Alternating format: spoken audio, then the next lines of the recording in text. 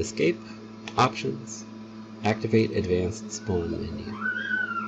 I'm actually going to deactivate the blue shader too, because it makes it very bright and then it's hard to see the menus.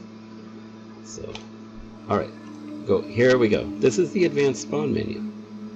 It looks just like the regular spawn menu, except you'll see certain parameters have these new little oval shapes, right, over their numbers. And it has a warning. Warning, use advanced settings at your own risk. Not guaranteed to work. What this means is this is a very experimental feature that I've recently added to the game. And it works, but I haven't tested every possible combination of things.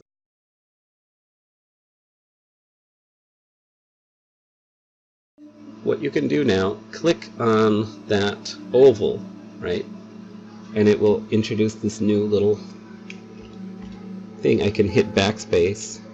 Now I can enter any number I want here, right? So I can see I could enter 15,000 segments, right? And I'm sure you're all wondering what that's going to look like. I'm not going to do that because I know that's going to crash the game, because my computer and the game and you know, it can only handle so much. It will really crash the frame rate. I will do it. Hit escape. Get out of there. I'm going to turn off wiggle, right, and wiggle speed, and we're going to go up to 2,000. And hit enter. Now it's set to 2,000, right? Now this slider is still limited to 1,000. So if I start moving the slider, that 2,000 will disappear, and it will be replaced by the regular range of 0 or 10 to 1,000. Another thing I want to do is actually turn off flowers and particles. I'm going to lower the nebula chance just so we can see some of those. I'm going to turn off nebulas actually, so we can see all the segments, right? So backspace, 2500, enter, and then we're going to hit respawn. So what I've done, I've sort of limited the number of effects taking place here. So I turned off wiggle, for instance. See, my frame rate is pretty low, setting that to 2,500 segments. But you can see they're there. There are a lot of segments. I kind of have to zoom in closer to see some of the smaller ones, right? There they are, though. So this created a big sort of mess. And I like it, but my computer can't handle that many game objects quite well, so it's very slow. But there are other ways to have fun with the advanced spawn menu. And, you know, if you have like a really powerful computer, I'd love to see what you can do with max segments, because I think that could get really interesting. But here we go. I'm going to lower the number of segments. So now it's smoother. And it doesn't look that much different, because a lot of those segments were very small and on the edges, on the ends of these tentacles, so it didn't make that huge of an impact. But obviously if you set taper a little higher, these tentacles won't taper down so quickly and you'll get really long, interesting shapes. Alright, we can look at wiggle.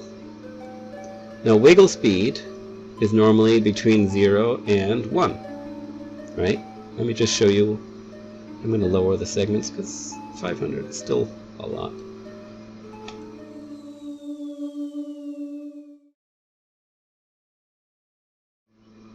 Now this is what wiggle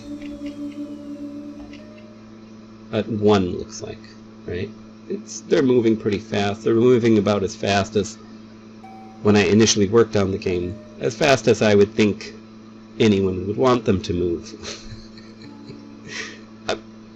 I didn't really consider whether people would want these things to move at all, but that's the speed I thought. Okay, that's a good maximum speed for these tentacles. You can see actually, just because of the way the algorithm works, the ends of these tentacles, once they start moving, they're not really connected, and I consider that a flaw in the design, but it's also kind of neat. But anyway, with the advanced spawn menu, I can set wiggle to 5 and see what happens. Oh, there it goes.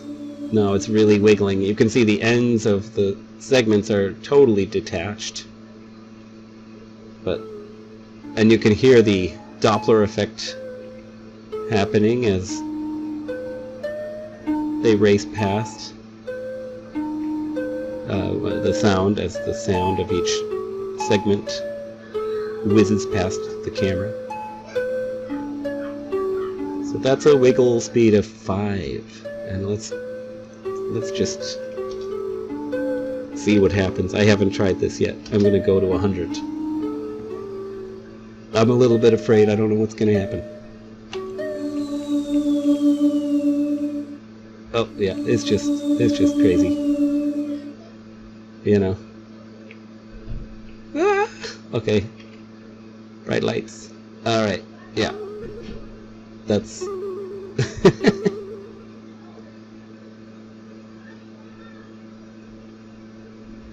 going to lower the number of spawns here to 10. Just so these tentacles are a little longer, and we might get more interesting...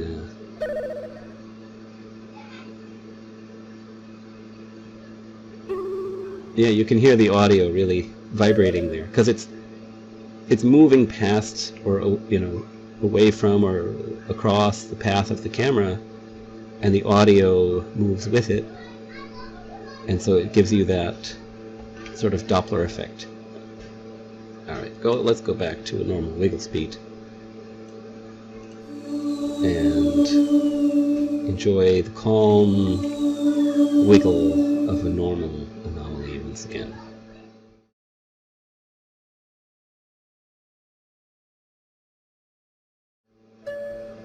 Now, how about orbit? So orbit behaves a little bit differently, whether wiggle is set to 1 or not. So I'm going to show you orbit without wiggle. And just put a normal orbit speed of 6 in there. So orbit just sort of separates each segment out and makes them orbit around a central point, right? But they're all detached because wiggle is not enabled. But if we enable wiggle, we'll see that it behaves differently. Now it's behaving more like a regular anomaly, and these tentacles are attached and they're wiggling as normal. And we don't really see an orbit happening. It is actually spinning. These tentacles are turning around a central hub. Oh no, they're not, because I set orbit to 0 somewhere along the way. Sorry. Okay, so now with wiggle and orbit enabled, the tentacles keep their tentacliness, and it doesn't look like it's orbiting, but in fact they are rotating around a central point, but they're just going back and forth, so you don't notice the orbit, the churning happening. It will happen over time. Maybe if I bring orbit up to 30, we'll see that spinning happening. Yeah, see, now you can see it's orbiting. It is turning around a central point, but the tentacles keep their integrity, right? Where orbit and wiggle and spawn offset intersect, spawn offset will take the spawn points, instead of having them all spawn from one central point, they will randomly move in a different direction when the anomaly is formed. So there'll be like separate tentacles growing from different spots. And here you see them. And now, what happened... Oh, okay, this is one of the... I'm introducing to new concepts here, so bear with me.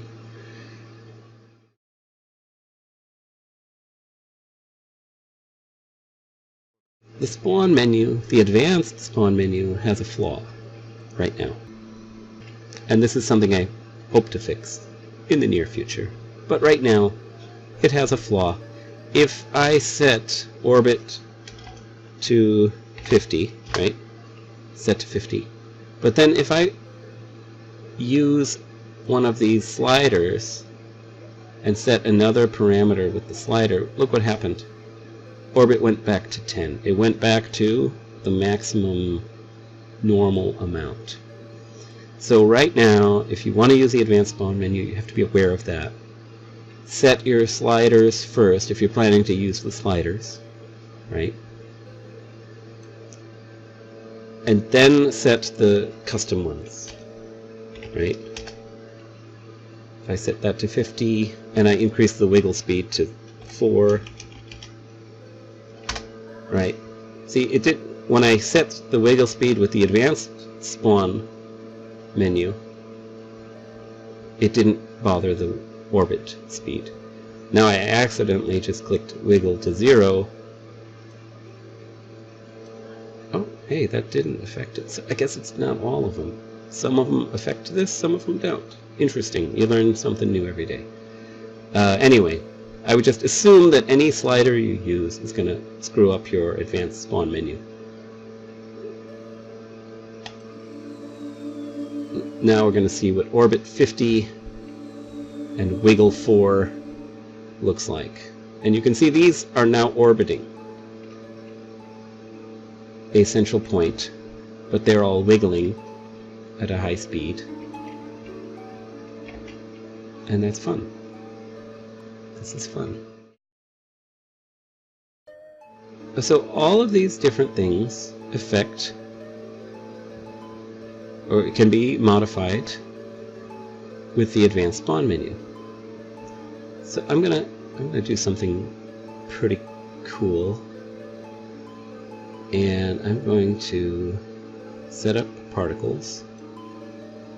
See, that particles messed up my orbit and wiggle speed, right?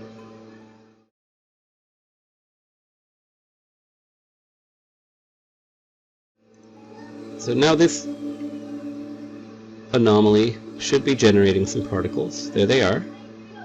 Right? They're shooting off in different directions. Particle scatter is set to 0.77. Particle scatter will make these particles fly off in random directions. If you have it set to 0, though, they will not fly off in random directions. They'll stay on course, and they'll be very straight. The reason they're moving in any direction at all is because particle speed is set. So I'm going to set to 0. That's one of the few particle parameters I can't mess with in real time.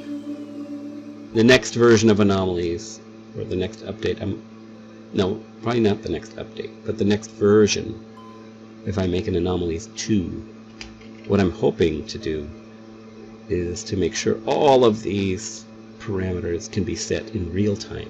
So you will never have to click respawn.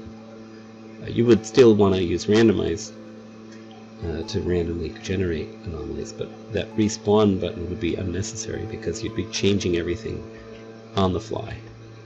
So what if I set the particle length to like 6? Now the particles are going to stay on screen much longer and generate these interesting shapes over time. They're still slowly disappearing. And again, this is one of those things you don't want to mess with too much, because it will slowly mess up your frame rate. If I go to like 30, now they're going to stay for a long time. And it's probably slowly going to screw up my computer.